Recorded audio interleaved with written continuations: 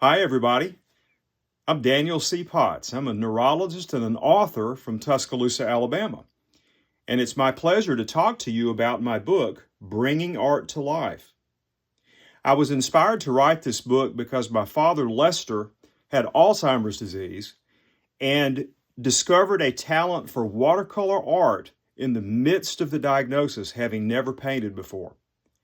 And this gave Lester a new lease on life and inspired him, and it helped all of us who knew Lester to be able to find the person in spite of the disease. It completely changed my outlook as a physician and really as a person, because now I look for that innate self that's there despite what we're dealing with.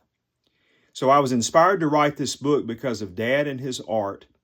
We were so amazed and transformed through Dad's artistic gift that we created a foundation called Cognitive Dynamics. And out of that foundation, a not-for-profit, came a program by the same name as the book, Bringing Art to Life.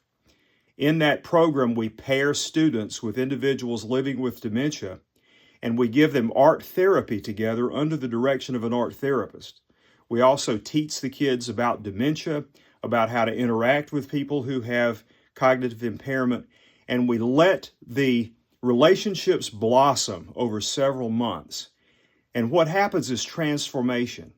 Transformation of the kids, transformation of us that are observing, and transformation of the individuals with dementia and their families because of the relationships, the creativity, and the art.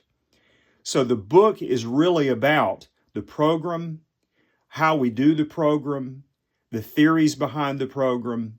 It's about the art that's created, but it's mainly about the relationships and finding the person beneath the disease, and how being centered in the moment in a creative activity with the goal of making relationships and honoring each other and being vulnerable, how that transforms us and gives life meaning and purpose.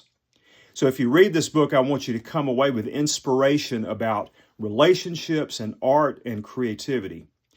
The first part of the book is about the program and also the stories, reflections on the stories of individuals that we've had in the program, some very, very powerful vignettes.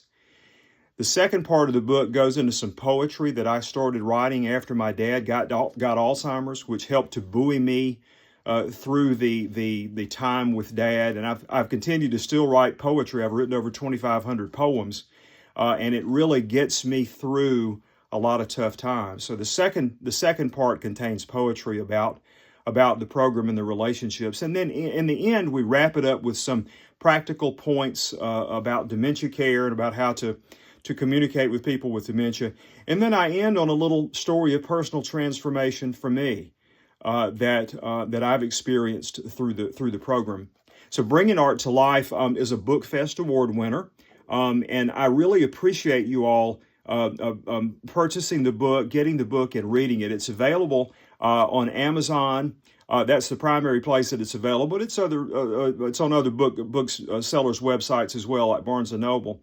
It is published through Resource Publications, a subsidiary of Wipf & Stock.